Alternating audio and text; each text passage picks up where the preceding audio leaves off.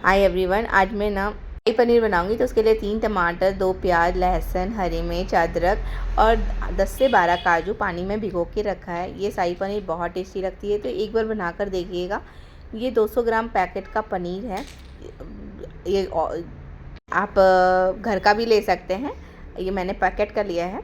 अब इसमें मैंने तेल डाला है 2 चम्मच। उसमें आप जीरा का तड़का लगाएंगे। 1 चम्मच मैंने जीरा का तड़का लगाया है। ये सब्ज़ी ना बहुत टेस्टी बनती है। आप इसको पराठे के साथ, फुल्के के साथ बनाकर खाइए। मैंने आज आटे के नान के साथ इसको बनाया है, जो बहुत टेस्टी लगती है।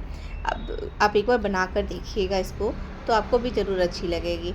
उसके बाद जब ये अच्छे से तड़क जाएगा, तो मैंने प्याज, टमाटर, अदरक, लहसुन और मिर्च, साथ में नमक और हल्दी, इन सब चीज़ों को एक साथ ऐड कर देना है और इसको थोड़ा सॉफ्ट होने तक इसको फ्राई करना है, थोड़ा सा सॉटी करना है। और जब ये थोड़ा सा अच्छे से ये सॉफ्ट हो जाएगा, तो 2 से 3 मिनट में ये अच्छे से सॉफ्ट हो जाती है। उसके बाद है ना, इसमें हुए काजू ऐड कर देंगे और उसके बाद इसको ठंडा होकर के पीस लेंगे। इसका कच्चापन निकल जाता है, तो इसका टेस्ट है ना पनीर का बहुत अच्छा आता है शाही पनीर में। अब है ना, मैंने 2 कप आटा लिया है। व्हीट फ्लोर है, ये मैदा नहीं ऐड किया मैंने। आप चाहो तो मैदा से भी बना सकते हैं, या फिर हाफ आटा और मैदा ले सकते हैं। उसका एक छोटी सी कटोरी से दही लिया है मैंने, 1 चम्मच चीनी, नमक और थोड़ा सा बेकिंग पाउडर लिया है। 1/4 टीस्पून बेकिंग पाउडर है। इसमें इसको थोड़ा सा पानी ऐड कर करके इसको एक अच्छा सा डो लगाना है। और इसमें मैंने लगभग 1 से 1.5 चम्मच ऑयल डाला है। और उसके बाद एक पानी से अच्छे से सॉफ्ट डो लगाएंगे। ये बहुत अच्छा लगता है। आटे का भी नान आप बना के देखिए। और मैं ना कई लोग है ना तवा में डालकर इसको पलट के बनाते हैं। मैंने आज उसको डिफरेंट तरीके से बनाऊंगी, बिल्कुल रोटियों की तरह फुला कर बनाऊंगी। आपको बहुत टेस्टी लगेगी। ये बहुत टेस्टी लगती है। कभी कभी आप इसको लंच में, डिनर में बना के खा सकते हैं। थोड़ा टेस्ट भी चेंज हो जाता है और बहुत टेस्टी लगती है। तो आप देख सकते हैं किस तरीके से मैंने डो लगाया, कितना सॉफ्ट है ये, बहुत गीला भी नहीं है। इसी तरीके से डो लगाना है।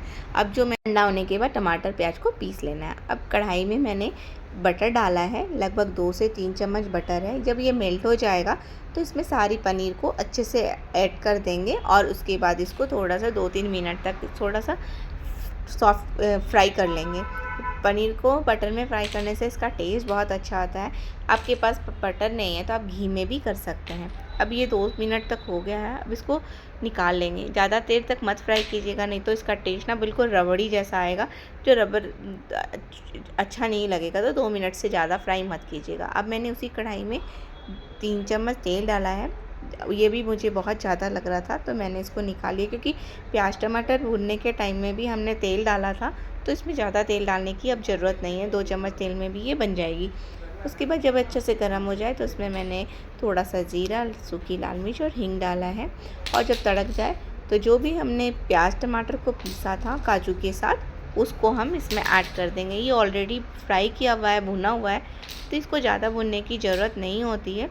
तो इसको लगभग 2 मिनट 3 मिनट तक भूनेंगे। और जो अब इसमें हाफ़ स्पून काली मिर्च पाउडर ऐड करेंगे, हाफ़ स्पून धनिया पाउडर, 1 स्पून कश्मीरी लाल मिर्च पाउडर ऐड करेंगे और इसको अच्छे से भूनेंगे।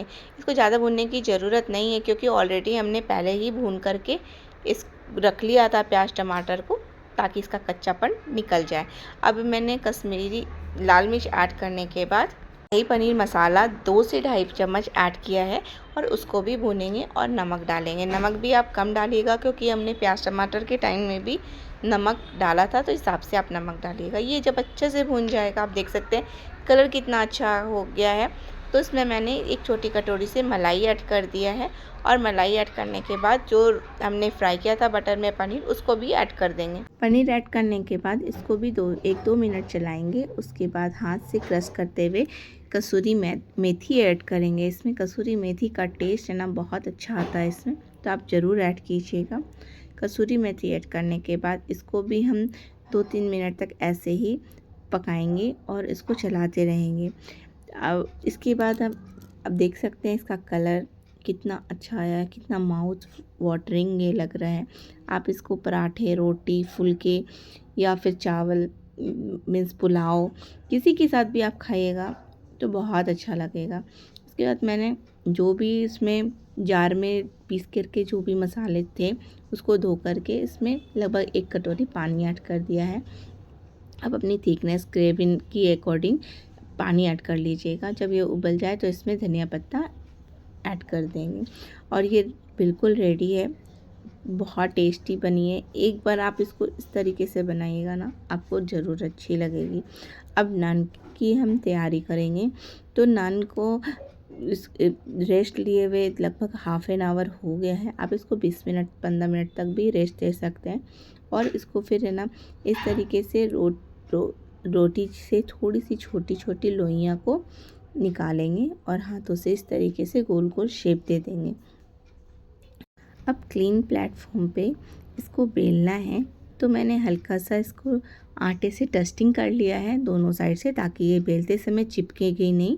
और इस तरीके से देख सकते हैं छोटी छोटी लोइयाँ, छोटी छोटी पूड़ी जितनी इसको बेलेंगे। ना बहुत ज़्यादा पतला करेंगे, ना इसको थिक रखेंगे। और थोड़ी सी जो मंगरेला, काला ज़ीरा जो भी बोलते हैं इसको, इसके ऊपर से इसको डाल करके एक बार बेल देंगे ताकि ये इसमें अच्छे से चिपक जाए।